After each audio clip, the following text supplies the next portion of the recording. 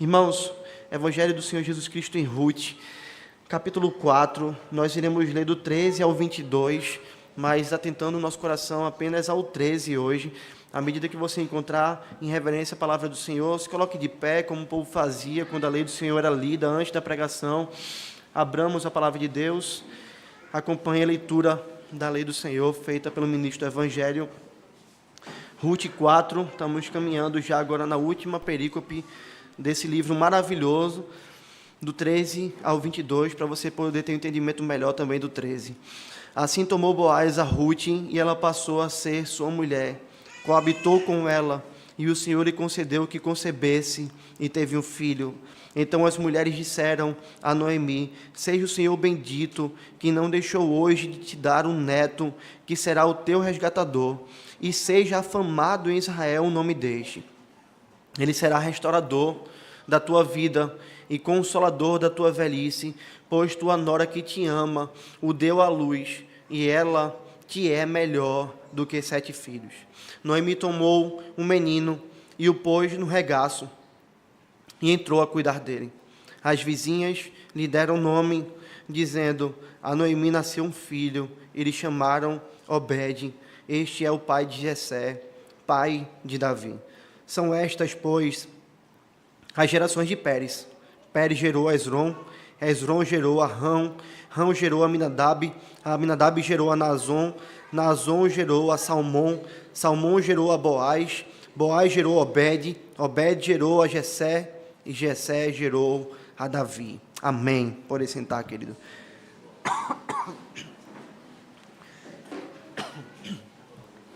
Queria começar o sermão de hoje te fazendo uma pergunta. Você, sinceramente, não para mim, não diante do seu cônjuge, mas sinceramente diante de Deus, você consegue parar, pensar, lembrar a sua vida e ver se alguma vez na sua vida você já parou para se pegar questionando a si mesmo: será que realmente vale a pena obedecer a Deus? Já se questionou isso? Será que vale a pena obedecer a Deus? Será que vale a pena servir a esse Deus? Eu te faço essa pergunta hoje. Será, meu irmão, será que realmente vale a pena servir ao Senhor? Perceba, será que vale a pena se tornar um objeto de chacota para muitos? Isso não é simples, não é?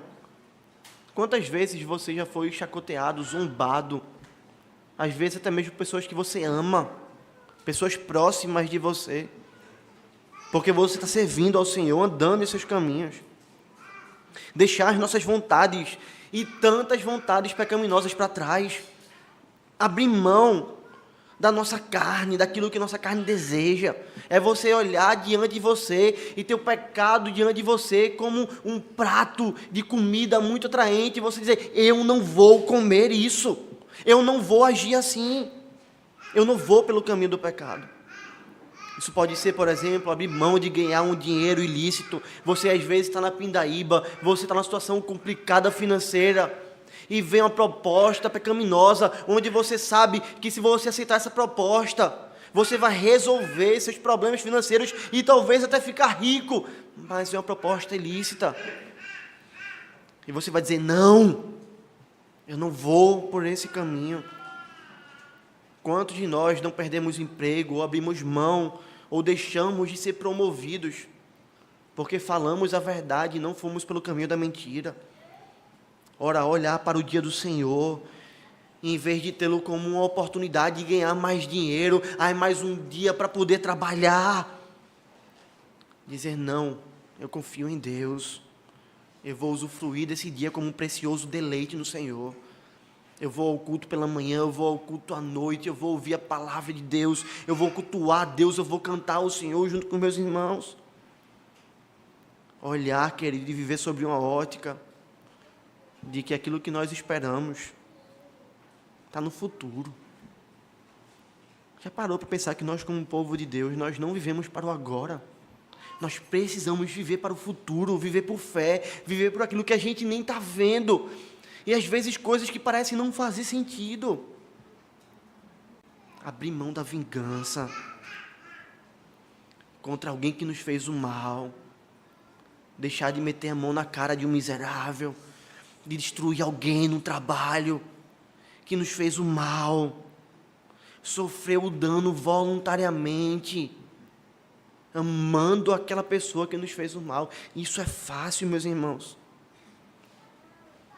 Perdoar alguém que nos fez o mal, como Deus nos perdoa, se essa pessoa está arrependida,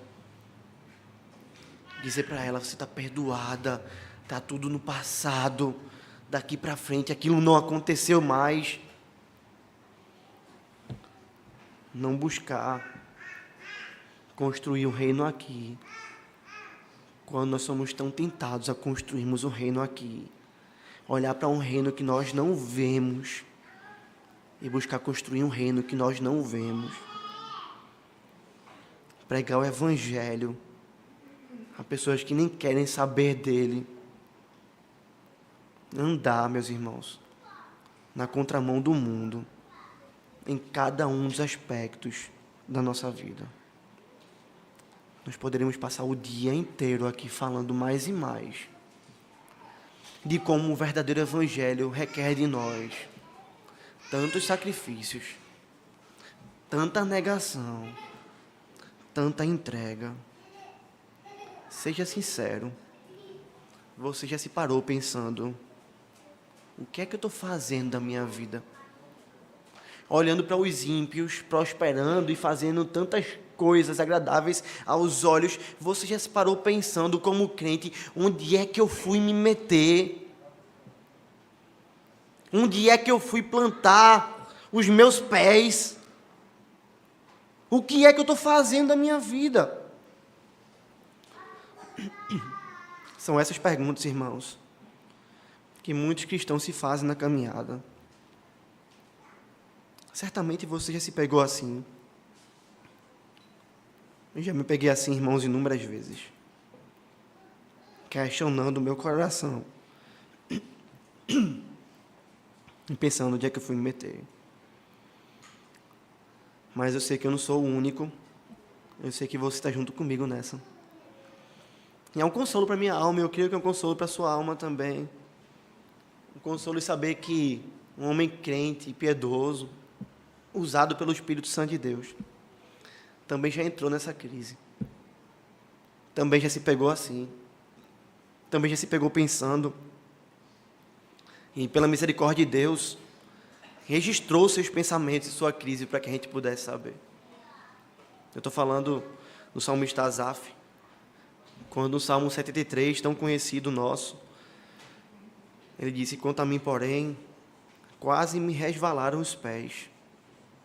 Ele vai dizer assim: faltou pouco, faltou só um pouquinho, para que se desviassem os meus passos, para que eu fosse no caminho dos ímpios, achando que lá estava seguro. Porque eu tinha inveja, eu invejava os arrogantes, ao ver a prosperidade dos perversos. Asaf se pegou nessa crise. Ele olhava para os ímpios e via os ímpios prosperando. Ele olhava para a sua vida e via que ele estava sofrendo, como um homem que amava e que servia ao Senhor. Então eu e você não estamos sozinhos nessa, amém? Isso é uma crise que nós temos, irmãos. Mas assim como Asaf encontrou, se você observar o Salmo 73, ele entra no templo, e no templo, vendo aquilo que acontecia ali, vendo a pregação do Evangelho, observando isso, ele encontra descanso para a sua alma. Ele vai entender que os ímpios são só como uma palha, os ímpios estão só ali esperando um juízo, os ímpios não servem para nada, não tem fruto nenhum. Os frutos dos ímpios são terrenos e passageiros. Olhando para o Cordeiro sendo sacrificado, ele via que os frutos do povo de Deus são frutos eternos. O coração dele é realinhado pela pregação da palavra. O coração dele é tratado pelo Senhor. E hoje, irmãos, mais uma vez, o Senhor nos dá a sua palavra. E eu espero que seu coração também seja tratado pelo Senhor. Eu espero que seu coração nessa semana se perguntou várias vezes essas questões, o Senhor trate seu coração. Porque é assim que o Senhor faz no seu culto. É assim que o Senhor faz no meio do seu povo. Muitas vezes, irmãos, vocês veem a gente falando, eu falando sobre o dia do Senhor, sobre a importância do culto, sobre a importância da gente não faltar a isso. Não é para isso aqui estar cheio, queridos, é porque o Senhor trata o seu povo nesse dia. O Senhor trata comigo, Ele trata com você. E essa mazela que assola tanto nossa alma, da comparação com os ímpios, do olhar se vale de fato a pena ser crente. O Senhor nos mostra um pouco disso aqui hoje. Será que Ruth pensou algo assim em algum momento da sua vida? Será que ela internamente parou e pensou, vai realmente valer a pena deixar os meus deuses, os deuses do meu povo, e servir ao Deus de Israel? Será que Ruth parou e pensou, o que é que eu estou fazendo da minha vida? Eu vou seguir uma mulher velha, uma mulher que não tem mais ninguém na vida dela. Eu vou sacrificar minha vida por essa mulher. Ou será que ela olhou para a órfã e pensou, ela vai ter um marido, ela vai se casar, ela vai ter filhos, ela vai estar no meio dos parentes dela, e eu? Eu vou para onde? Para uma terra que eu não conheço ninguém, para um povo que não é meu povo, para servir a um Deus que não era o meu Deus antes. Eu não sei, irmãos. E para ser sincero, eu acho que naquele momento da partida para Moabe, ela não pensou assim, porque o coração dela estava tomado por fé. Nós vimos a confissão dessa mulher. Talvez ela pensou isso antes, mas naquele momento a decisão dela foi tomada por fé. Mas eu sei de uma coisa, Orfa pensou. Ainda que o texto não fale sobre os pensamentos dela, o texto fala sobre sua atitude, que revela aquilo que estava no seu coração. Orfa, quando Ruth vai dizer, quando Noemi vai dizer, olha, volta para a tua terra, volta para o teu povo, se casa lá, eu não tenho filhos para dar a você, para você se casar. Ela estava no meio de uma decisão, ela olhava para frente, o caminho era Belém, ela olhava para trás e o caminho era Moabe. Ela tinha uma escolha para poder tomar. E Orfa decidiu amar mais a esse mundo e abandonar o evangelho. Orfa abandonou Noemi, abandonou Ruth, abandonou Israel. O pior de tudo, Orfa abandonou o Deus vivo e verdadeiro. Ela voltou em direção aos seus deuses, em direção aos prazeres dessa terra. Ela amou mais a esse mundo. Para Orfa, ser uma serva de Deus não valeria a pena. Ela pesou na balança, não vale a pena me arriscar assim, não vale a pena ir para esse caminho, não vale a pena servir a esse Deus. O que vale a pena é estar em Moabe, é ter os prazeres dessa terra. E não apenas ela fez isso, irmãos. Elimeleque também fez o mesmo. Em uma época de crise, em uma época de problemas financeiros, porque estava havendo falta de comida naquele lugar. Esse homem decidiu abandonar o povo de Deus. Ele não quis pagar o preço junto do povo de Deus. Ele buscou uma falsa segurança nas coisas dessa terra.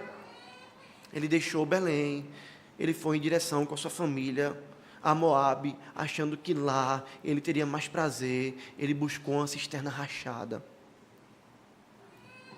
Mas não apenas ele fez isso. Aquele tal fulano, que nós não sabemos o nome, também fez o mesmo. Enquanto ele ouve a promessa, a proposta de comprar uma terra de uma mulher idosa, ele vai dizer, eu quero. Eu vou ter mais bens, eu vou ficar mais rico. Quando ele sabe que ele teria que casar com Ruth e suscitar uma descendência ao seu marido falecido. e sustentar agora mais uma mulher, e sustentar agora também uma mulher idosa, e ter um filho com aquela mulher, e dividir a sua herança no futuro com aquela mulher, e perder a terra que ele comprou, ele bota na ponta do lápis, ele calcula humanamente falando, e ele vai dizer: servir a Deus cumprindo a lei do levirato não é bom. Eu não quero mais. Boaz, você pode resgatar essa mulher. Eu abro mão do meu direito. Você pode resgatar. Ele abre mão de Ruth, porque ele amou mais as coisas dessa terra.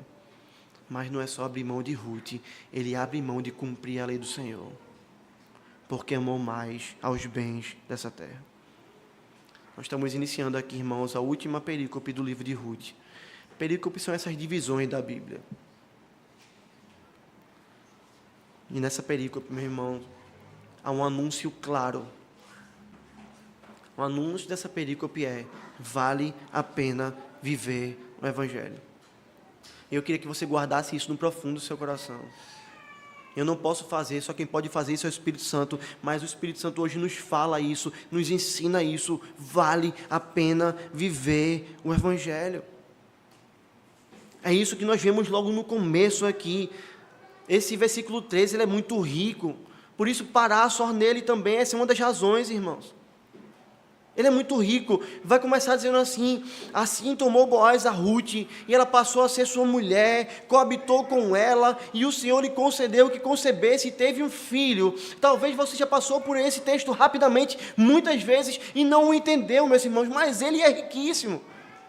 Essa última perícope, ela é uma clara comparação com o que está acontecendo agora, e com o que aconteceu nos homens, na vida dos homens, que abandonaram ao Senhor, que foram para longe do Senhor, que obedeceram ao Senhor, nessa narrativa. E você vai precisar fazer essa comparação para você poder entender. Se lembre do que foi dito agora há pouco: Elimeleque achou que poderia trazer segurança à sua família, fora da presença de Deus, fora da vontade de Deus, e o que ele trouxe para sua família foi morte. Ele morreu. Ele queria dar segurança a Noemi, mas ele trouxe insegurança a Noemi. E você vai ver que nessa perícope se fala também sobre Noemi, sobre a segurança que ela vai ter agora. Então vá guardando isso no seu coração. Nós vimos aqui Orfa, outro contraponto. Como ela abandonou ao Senhor, como ela abandonou ao Evangelho. E hoje eu queria trazer sua atenção para isso.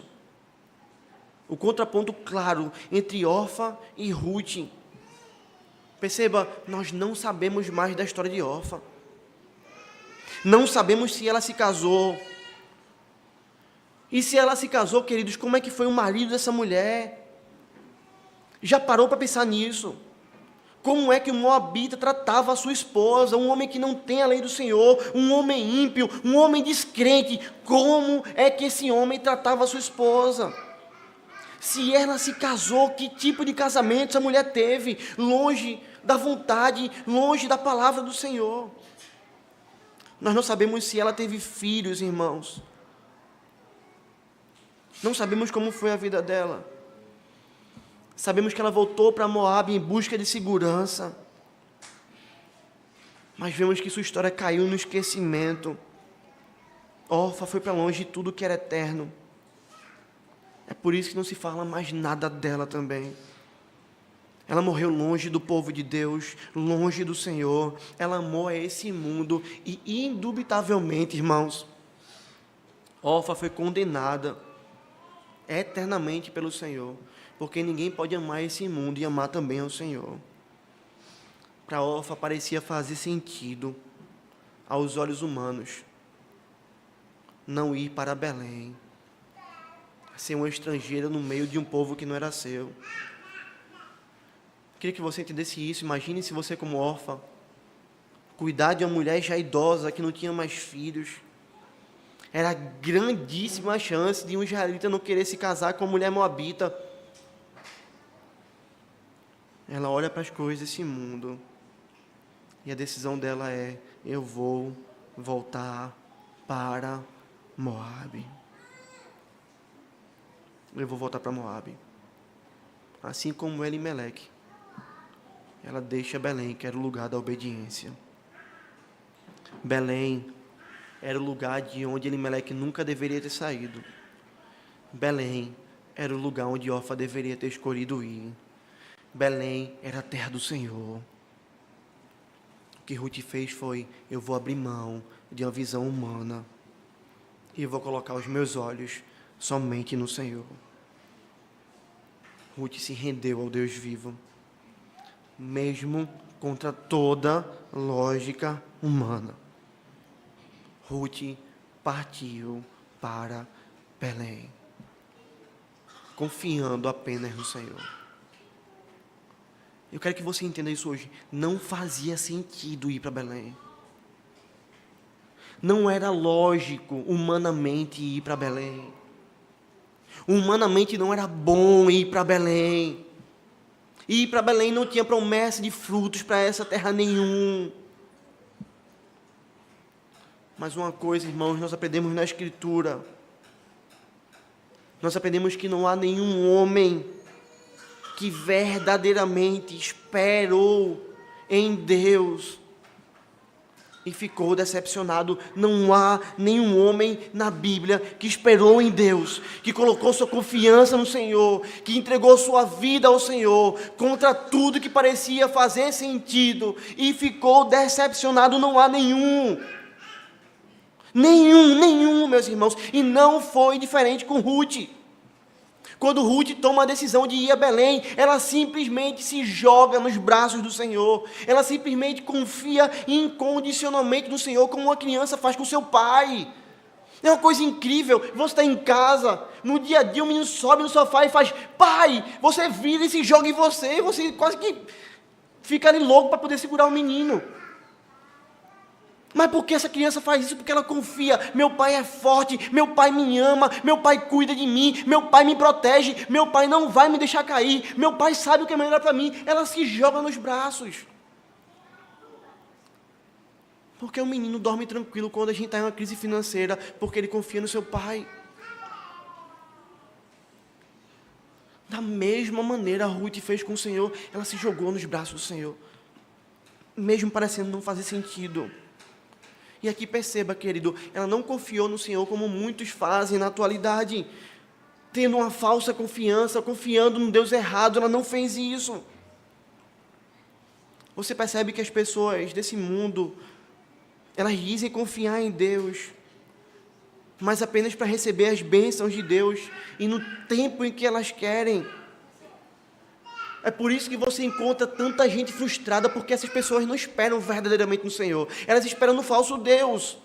No Deus que para elas são senhoras desse Deus. Senhor, eu vou confiar em Ti e Tu vai me dar o que eu quero e no tempo que eu quero e como eu quero. E elas vão se frustrar, porque esse falso Deus não existe, esse falso Deus não reina, como a gente vai ver hoje à noite. E elas vão se arrepender de terem confiado nesse Deus, que elas acham que é o Deus verdadeiro, mas é um Deus falso da sua própria mente. Deixe-me dar alguns exemplos disso. Quantas pessoas nós não conhecemos que vão dizer assim: eu fui demitido, e eu vou orar a Deus, e o Senhor vai me dar um emprego novo. E quando demora para isso acontecer, eles abandonam a fé e vão dizer: está vendo? Deus não fez aquilo que eu esperei. E eles fazem como a música: acende uma vela para Deus e outra vela para o cão. Se Deus não fez, agora esse mundo perdido vai me dar aquilo que eu tanto quero. Eu vou orar a Deus e vou confiar que Deus vai me curar. E aí Deus não cura, ou Deus não faz no tempo que a pessoa espera, e elas abandonam a fé. Eu vou orar a Deus para que Deus restaure meu casamento, mas aí você vai enfrentando as lutas, aí você vai em indas e vindas para aconselhamento bíblico, em conversas importantes, delicadas, desgastantes, que tocam em feridas, que abrem feridas, que colocam ali remédios sobre feridas, e o processo é doloroso e demorado. Mas aí você ora e você desiste, porque você disse, Deus não fez um milagre. Porque o que as pessoas querem hoje não é o ordinário de Deus, é o extraordinário apenas. É o jovem que não passa no vestibular e ora dizendo que confia no Senhor, mas aí de fato é reprovado, e não quer a dor do processo, de estudar mais um ano, de ser mais diligente, de se esforçar mais, e abandona o Senhor. É um homem que quer promoção no trabalho, mas quando ela não vem, ele se frustra com Deus, porque achou que se orasse tudo seria mais fácil. Meus irmãos, Ruth confiou no Senhor não dessa maneira. Ruth confiou no Senhor verdadeiramente. E por que nós sabemos disso? Porque ela perseverou na confiança, ela se entregou ao Senhor incondicionalmente, ela não estava nem aí para o processo, ela sabia que Deus estava no controle, e ela viveu o processo de Deus. Você entende que quando Ruth chegou em Jerusalém, quando ela chegou ali em Belém, ela não foi recepcionada por Boaz com um buquê de flores ajoelhado, pedindo ela em casamento, sem nem mesmo conhecê-la. É assim que muitos idealizam hoje, não é?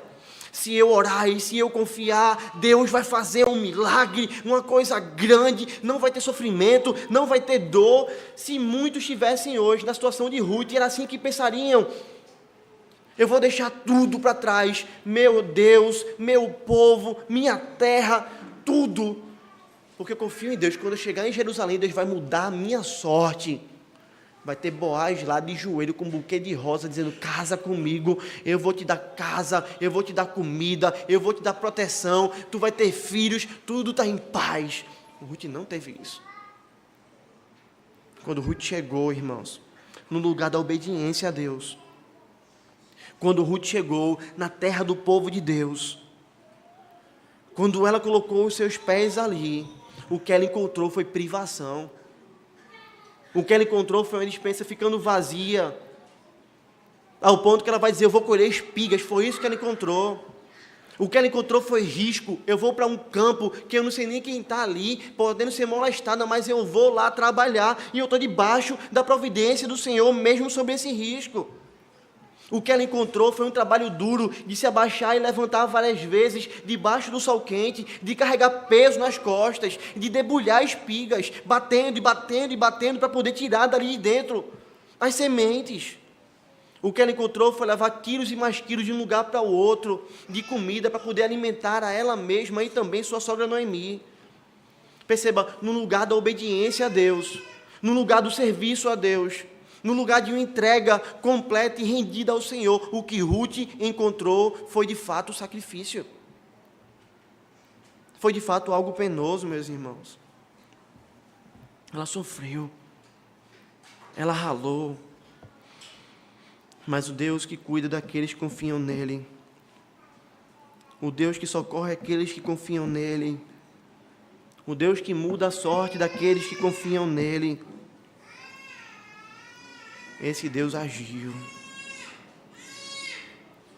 E em vez de Ruth ter como recompensa disso a morte como Elimeleque teve, em vez de ela se afundar nas desgraças de Moabe e morrer longe do Senhor, ou em vez de ser como um fulano que ficou esquecida por toda a caminhada do povo aqui nessa terra, o que Ruth experimentou foi a bênção do Senhor. O texto que nós lemos aqui, irmãos, mostra que agora ela foi resgatada. Agora o homem estendeu a sua capa sobre ela e não fez como muitos homens maus desse mundo fazem. Não era um homem que se aproveitou sexualmente dela e depois descartou ela. Ela não foi resgatada por um homem que não a respeitou, mas sim pelo homem que respeitou ela sexualmente antes do casamento e não levou ela para casa. Um homem que assumiu aquilo que o homem deve fazer, não só dizer vou morar com você, mas um homem que foi lá e se casou com ela. E um homem que só depois que se casou usufruiu da sexualidade. Deus deu a Ruth, e é isso que esse texto nos mostra. Assim tomou Boaz a Ruth, ou seja, assim ele a teve como esposa, ela passou a ser sua mulher, o que o texto vai dizer. Deus deu a Ruth um marido protetor, um marido piedoso, um marido respeitador, um marido verdadeiramente cristão. Um marido que era uma bênção do próprio Deus para a sua vida. E aí, irmãos, isso parece ser muito comum para as pessoas, não é? Muitos, quando veem um homem se casando com uma mulher, não veem nisso agir tremendo do Senhor. Para eles, isso é o ordinário. Isso é algo comum. Mas, meus irmãos, o casamento no Senhor é uma grande bênção de Deus, orquestrada pelo próprio Deus. Toda vez que eu faço um casamento, não tem como não lembrar disso. Meu casamento é uma bênção do Senhor. Fiz um ontem e os noivos choravam de alegria na minha frente. E que alegria você vê em que Deus está fazendo aquilo. Em que Deus é gracioso, meus irmãos. E aqui eu queria chamar a sua atenção para algo nas coisas cotidianas, nas coisas comuns da nossa vida. Deus está agindo. Perceba, é do nosso trabalho que nós comemos o pão nosso de cada dia. É de uma alimentação saudável, de exercícios físicos, que Deus cuida do nosso corpo cada dia. É do dia a dia com a esposa que o Senhor edifica o casamento. Deus pode operar de maneira extraordinária? Pode. Ele pode abrir uma porta para você ganhar muito dinheiro, rapidamente Ele pode. Isso é o extraordinário de Deus. Mas Deus cuida de nós, irmãos, por meio do ordinário em nossa vida. Esse casamento que nós temos aqui, ainda que o texto não fale sobre o agir de Deus, como vai falar logo mais na frente quanto ao filho. Esse casamento era uma providência do Senhor para Ruth. Era o cuidado ordinário do Senhor para Ruth. Era a bênção do Senhor para Ruth. Não tem como olhar para isso, irmãos, e não fazer um parênteses aqui. Porque quantas vezes, queridos, nós não valorizamos o nosso casamento? Quantas vezes nós que somos casados perdemos a beleza do ordinário? Quantas vezes nós não olhamos para nossa esposa e rompemos em louvor e adoração ao Senhor e dizemos: Senhor, obrigado porque o Senhor me deu essa mulher, que grande bênção ela é na minha vida. Quantas vezes as esposas no ordinário da vida, enquanto o marido está ali estressado, trabalhando, cansado, chegam em casa morto, não vão chegar e vão dizer: Senhor, louvado seja o Senhor pelo marido provedor, protetor, cuidador que o Senhor me deu. Quantas vezes, irmãos, nós olhamos para os nossos filhos no corre-corre da vida, quando um vai ali e é pequeno como o seu filho, bota a mão na privada e brinca com a água da privada e suja tudo que você acabou de limpar. Quando o outro vai ali e derruba um saco de arroz, é uma maravilha para você poder limpar aquele negócio. Quando você arruma a casa, está tudo arrumado, em 2 segundos eles acordam e a casa virou de cabeça para baixo. E você não olha para o Senhor e ora e rompe em adoração e louvor a Deus pelo ordinário de dizer: o Senhor deu filhos, que grande bênção! Nós temos filhos, nossa casa tem alegria. Há imagens e semelhança de Deus que foram dadas pelo Senhor para que nós pudéssemos cuidar. Quantas vezes nós não perdemos, irmãos, o prazer nesse ordinário e não vemos nele o agir do Senhor maravilhoso? Quantos homens vão para o trabalho, irmãos, emburrados, chateados, com raiva, insatisfeitos, quando através daquele trabalho que Deus te deu, Ele está te dando pão de cada dia para a sua mesa, em vez de murmuração, você deveria render a Deus adoração e louvor. Irmãos, o texto faz um contraponto aqui. Ele fala que Boaz tomou a Ruth e a teve como esposa. Depois ele vai dizer que o Senhor lhe concedeu que concebesse e teve um filho. Esse pseudo contraponto que nós observamos no texto, eu digo pseudo porque de fato ele não existe no texto, ele existe em nossa mente. É o que o Senhor quer ensinar a mim e a você, que no ordinário Ele está cuidando. Boaz tomou Ruth como esposa, e que o extraordinário, aquilo que só Ele pode fazer, Ele também está fazendo. Ele está presente no ordinário e fazendo o ordinário. E em algumas outras coisas, Ele deixa ainda mais claro o seu agir fazendo o extraordinário.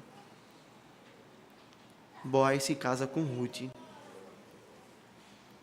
E ele é resposta à fé dessa mulher. Percebam, aquela que achou que ia ser desprotegida, que não ia ser cuidada, que não ia sobreviver, caiu no esquecimento e foi para o inferno. Aquela que confiou no Senhor, encontrou cuidado, proteção, bênção do Senhor, e foi instrumento do Senhor para que o Redentor viesse. Boaz é o cuidado ordinário de Deus para com a vida de Ruth, e a mostra de que aquele que confia no Senhor não fica decepcionado. Mas Deus ainda vai além. E o texto vai dizer que ela concebeu. E o Senhor fez com que ela tivesse um filho. Agora nós temos aqui, declaradamente no texto, uma intervenção mais nítida. O Senhor já estava intervindo antes, mas agora mais nitidamente, mais claramente o Senhor está interferindo. Pastor, por quê? Porque o texto vai dizer, o Senhor deu que ela tivesse um filho, o Senhor concedeu que ela pudesse conceber. E aqui, irmãos, há algo que provavelmente era uma realidade diante do texto que nós temos. E diante daquilo que estamos vendo aqui também, diante do livro de Ruth e diante desse versículo. Provavelmente, e há quem de fato acredite nisso, estudando a Escritura, que Ruth era uma mulher estéril. Isso parece fazer sentido, irmãos, porque ela foi casada. E é ordinário que uma mulher casada tenha filhos. É o ordinário e extraordinário, porque Deus é quem abre a madre. Mas ela foi casada. Aqui vai dizer que o período de casamento ali, olhando para a narrativa, foi cerca de 10 anos. Ela não teve filho com aquele homem. Seja ela estéril ou seja o marido estéril. Mas a Escritura geralmente traz a ideia de mulheres estéreis quando eles não podem engravidar.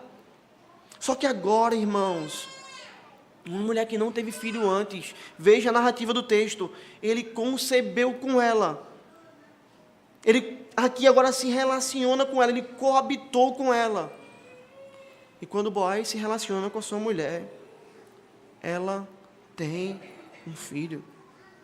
Veja, casou, lua de mel, primeira relação sexual, gravidez. Entende isso? Casei, me relacionei com minha esposa, primeira relação sexual, gravidez. O Senhor está trazendo essa ideia. Foi o Senhor quem concedeu que ela pudesse conceber. Porque é Deus, irmãos, que muda a sorte de Ruth. É Deus que também está mudando a sorte de Noemi, que decidiu voltar-se ao caminho do Senhor. O Senhor está agindo e cuidando também da história da redenção. E como é que Deus faz isso? Através da geração de filhos. Meus irmãos, entendam algo. É o Senhor quem abre e quem fecha a madre. É o Senhor. O Senhor fez isso com Ruth. Em todo o tempo em que ela foi casada, ela não teve filho. Mas o Senhor cuidou da sua filha, cuidou do seu povo. E o Senhor deu um filho a ela. Então você que é mulher e tenta engravidar, isso pode fazer até anos. Entenda uma coisa, o Senhor tem poder para isso. Ele tem poder para isso. Mas, pastor, não engravidei ainda, porque o Senhor não quer que você tenha filho agora. Tente. Ore. Se curva diante de Deus. Clama pelas bênçãos do Senhor. Que só quem pode fazer isso é o Senhor. E esta intervenção gloriosa, irmãos, ela nos aponta para uma outra mulher que foge ainda mais do ordinário. E que cai agora completamente no extraordinário. Pastor, como assim fugir do ordinário? Porque, irmãos, ainda que o Senhor abra a madre e dê filhos, isso também tem um aspecto ordinário. Um homem se relaciona com a mulher e ela engravida. Isso é bênção, é o modo como Deus criou a gente. Mas há uma mulher em que a sua concepção foi completamente extraordinária. Há uma mulher que não tinha marido. Há uma mulher que não se relacionou com nenhum outro homem. Há uma mulher que era virgem, mas que por meio do Espírito Santo deu à luz aquele que é o Cordeiro de Deus e tira o pecado do mundo. Há uma mulher chamada Maria. Uma mulher que foi como Ruth e que obedeceu a Deus mesmo quando parecia não haver sentido. Uma mulher que abriu mão de tudo que tinha para poder servir ao Senhor. Uma mulher que se viu ali diante de Deus e precisando confiar completamente nele. Onde tudo parecia não fazer lógica nenhuma, mas se entregou completamente ao Senhor. E uma mulher que, em um certo sentido, é superior a Ruth, porque gerou não apenas um precursor de Cristo, como ela gerou a Obed, que foi ali avô de Davi, mas sim uma mulher que do seu ventre gerou o próprio Salvador, o Salvador dela e o Salvador de toda a humanidade. E a Escritura nos aponta para isso, irmãos. Para Maria valeu a pena confiar no Senhor. Para Maria valeu a pena não tomar um chá abortivo e abortar o Senhor Jesus. Para Maria valeu a pena caminhar na contramão desse mundo todo. O que vão pensar de mim, o que vão dizer de mim, o que José vai dizer de mim. Ela não ligou para nada disso, ela só me cumpre e obedecer ao Senhor. E por meio da sua obediência, ela não se decepcionou. Ela, de fato, usufruiu de paz e salvação. É por isso, meus irmãos, que quero vos dizer e dizer o meu coração, e que muito me trouxe paz enquanto escrevia e estudava esse sermão. Quero te dizer algo hoje, o Evangelho vale a pena. O Evangelho vale a pena. Ele pode parecer loucura, ele pode parecer sem sentido, e eu vou te dizer, de fato, o Evangelho é loucura, porque a Escritura diz isso. É loucura para os ímpios. Paulo, falando da igreja de Corinto, ele vai dizer, certamente a palavra da cruz é loucura para os que se perdem. É loucura. Mas para nós que somos salvos, poder de Deus. Ele pode parecer loucura quando a gente cede à incredulidade. Ele pode parecer loucura quando a gente começa a conversar com esse mundo. Ele pode parecer loucura quando a gente tira os olhos do Senhor e coloca só aqui. Ele pode parecer loucura quando os olhos estão fixados nas coisas do aqui e do agora e parece não fazer sentido. Mas o Evangelho nunca foi, nunca será loucura, porque o Evangelho de fato é e sempre será o poder de Deus. E nós precisamos louvar a Deus por isso, irmãos. E em Cristo nós vemos o maior exemplo disso, queridos. Quando nós olhamos para Filipenses 2, nós poderíamos olhar para esse cenário e dizer, ele é louco, que loucura, se fôssemos ímpios. Porque Paulo vai dizer, tende em vós o mesmo sentimento que também houve em Cristo Jesus. Pois subsistindo em forma de Deus, ou seja, sendo Deus, não julgou com usurpação o ser igual a Deus, ou seja, eu sou Deus e eu vou ficar aqui e não vou mudar mais nada, vou fazer mais nada, não. Antes, a si mesmo se esvaziou, assumindo a forma de servo, tornando-se semelhança de homens, e reconhecido em figura humana, a si mesmo se humilhou, tornando-se obediente até a morte e morte de cruz. Deixe-me dizer o que aconteceu aqui. Como é que o Deus, que é Espírito, se faz homem? Como é que um Deus que é adorado pelos anjos e está com o Pai desde toda a eternidade desce a esse mundo fétido, caído, morto? Você tem ideia disso? Como é que um Deus que é Senhor se faz servo? Como é que um Deus que é exaltado se humilha, meus irmãos? Como é que um Deus que é santo pode morrer em uma cruz maldita? Tudo isso parece loucura, não é? Você olha para a obra de Cristo e você pode dizer, é loucura. Se eu fosse Deus, eu nunca faria isso. Graças a Deus, porque nem eu nem você somos Deus, irmãos. Porque só um Deus poderia fazer isso. Esse Evangelho não é loucura, ele é poder de Deus.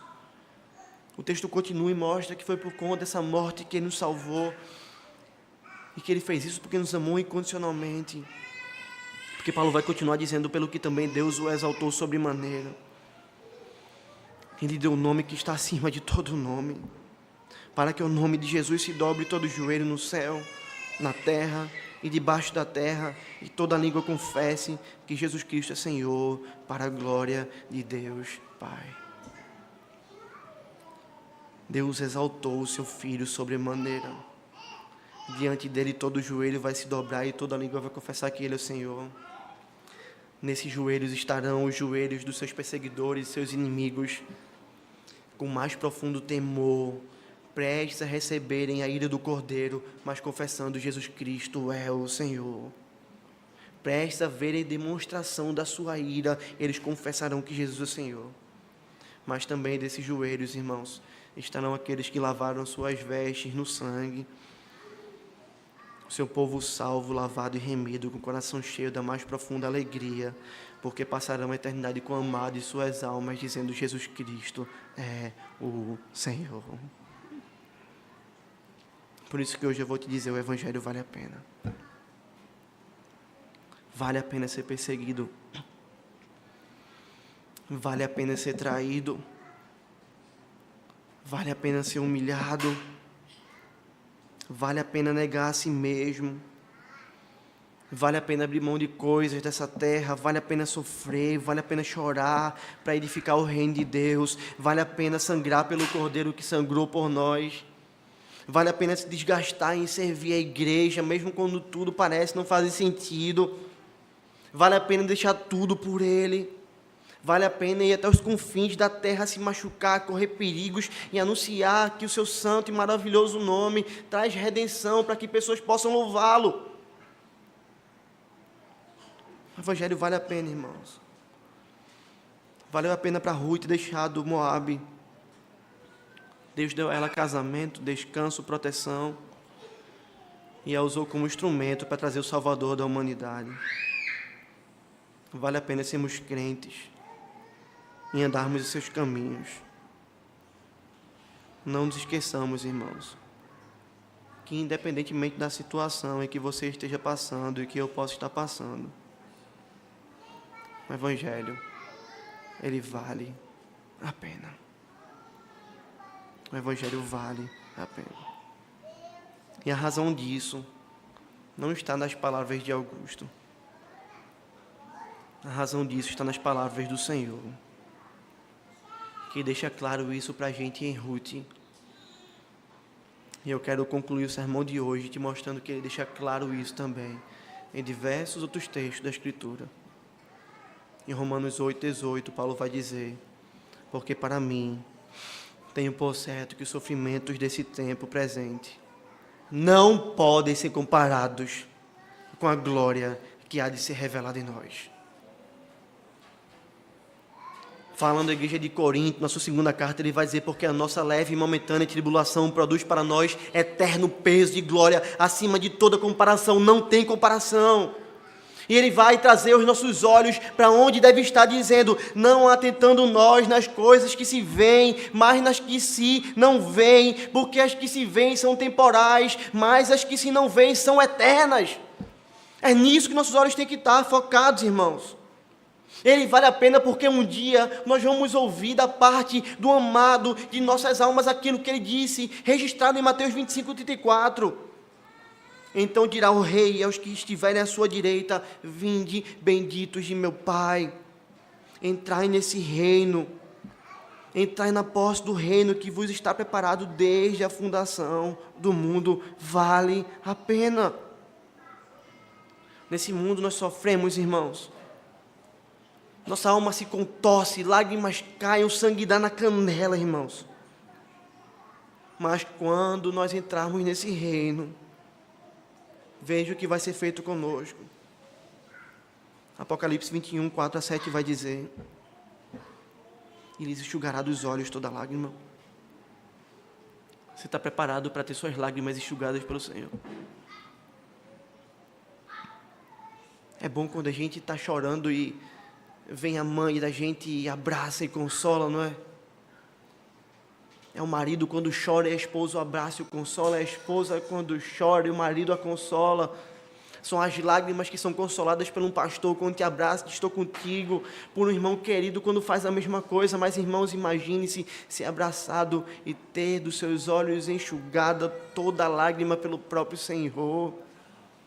É isso que Ele está dizendo que Ele vai fazer. E lhes enxugará dos olhos toda a lágrima. E a morte não existirá. Já não haverá luto, nem pranto, nem dor. Porque as primeiras coisas se passaram.